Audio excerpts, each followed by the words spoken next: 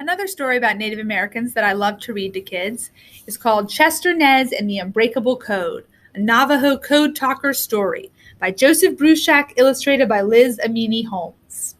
This is a true story. It's about Navajo Native Americans during World War II, which means it does take place in history. It doesn't take place today, but it's in much more recent history, and it's a story that's really cool that a lot of people don't know. It's about how the Navajo Native Americans helped the U.S. win World War II. Chester Nez and the Unbreakable Code. October 1929.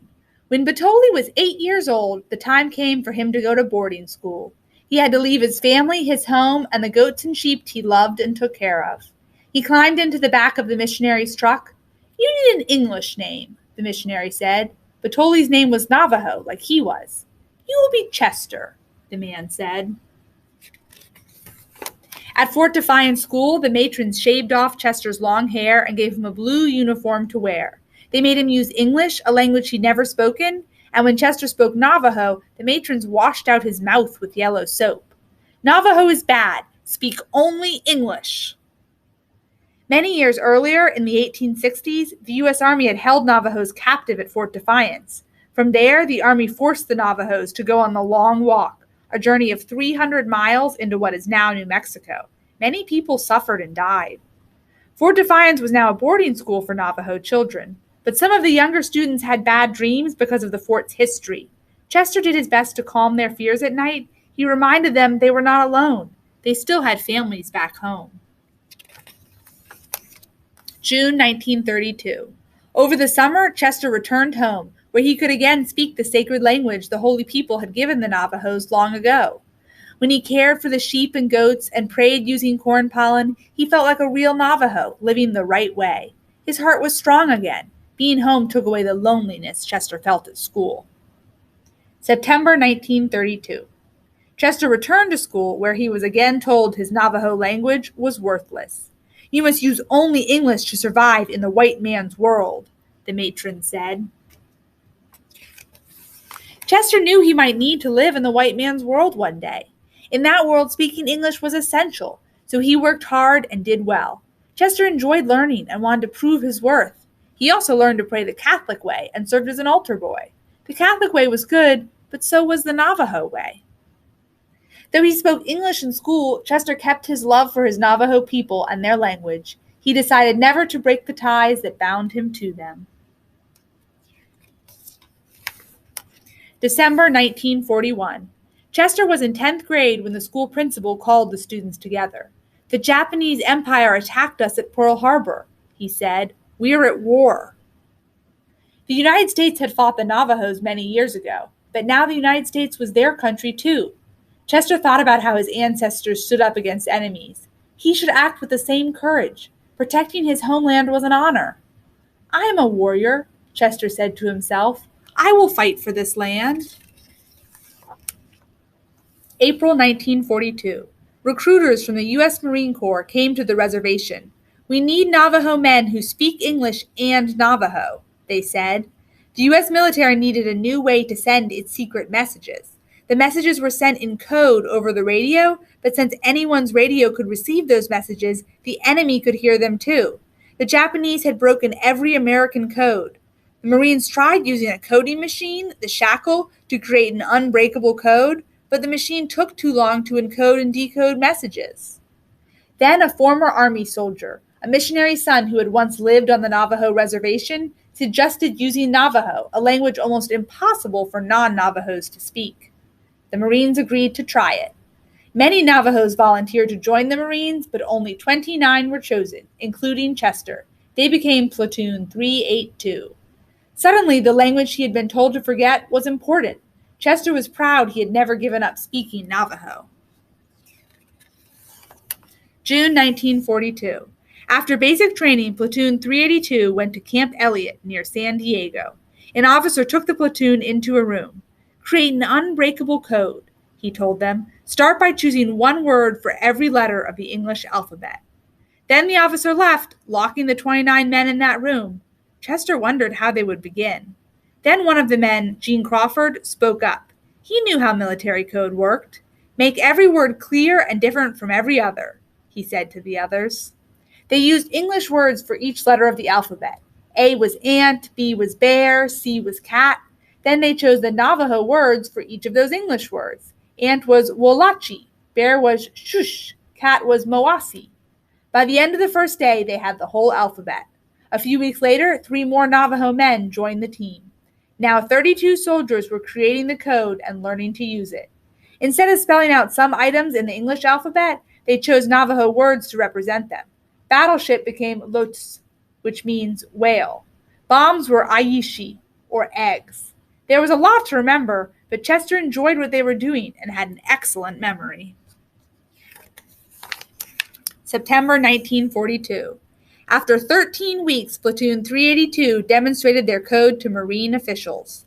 Expert code breakers could not break it. The code was strong. The code was efficient, too. The shackle code machine took 4 hours to encrypt and decrypt a message Navajos could send and receive in less than 3 minutes. The Navajo language solved Marines' communication problems. The military ordered the platoon to keep the code a secret. Only commanders and officers knew about the Navajo code. 2 men stayed behind to teach new Navajo recruits, while Chester and the rest of the code talkers shipped out to the Pacific. The time had come to use the code in battle. When they reached the island of Guadalcanal, Chester and his partner Roy Begay waded ashore. They dug a foxhole in the sand, and then they were ready. When a runner handed them their first message, they radioed in to 2 code talkers on the ship offshore. Banala Tutsi, enemy, Akana Adanal Atoy, machine gun nest, Nishna Ji Go Da Dikad, on your right flank, Adel Tahi, destroy. Minutes after their message was received, artillery fire hit the machine gun nest. Chester shouted, "You see that?" Their Navajo code was working.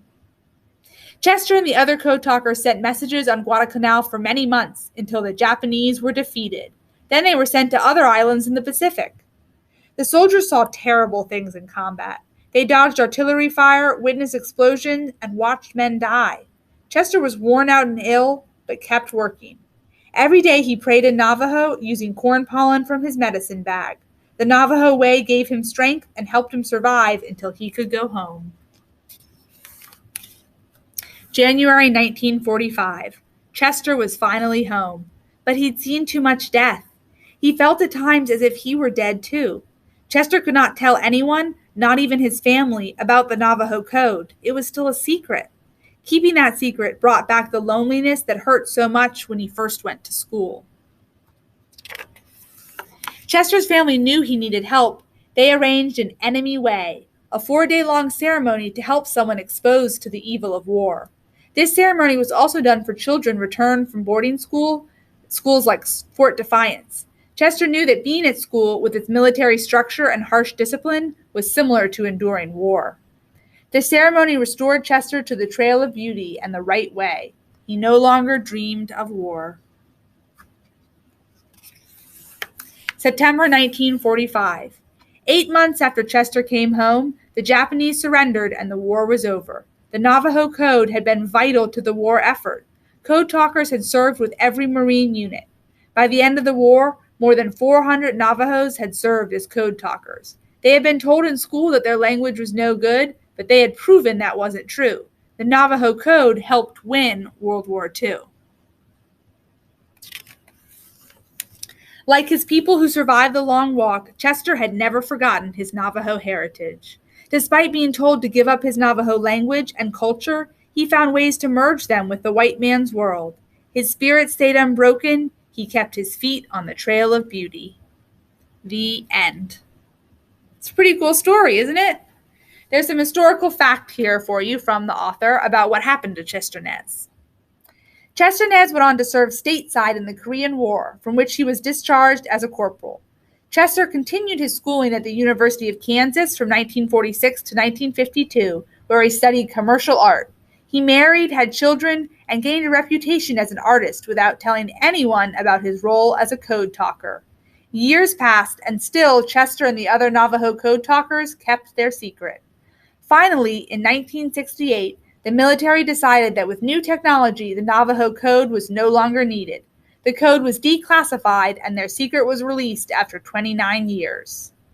In 1982, President Ronald Reagan declared August 14th National Code Talkers Day, and more people began to learn their story. In December 2000, President Bill Clinton signed into law an act honoring the code talkers. The original 29 were given gold medals, and all the code talkers who followed were given silver ones. Chester appreciated being invited to the White House and being given those honors, but what he felt best about was that he had been able to live the right way as a Navajo, holding on to his language and traditions despite being told in school to give up his culture. Pretty cool, isn't it?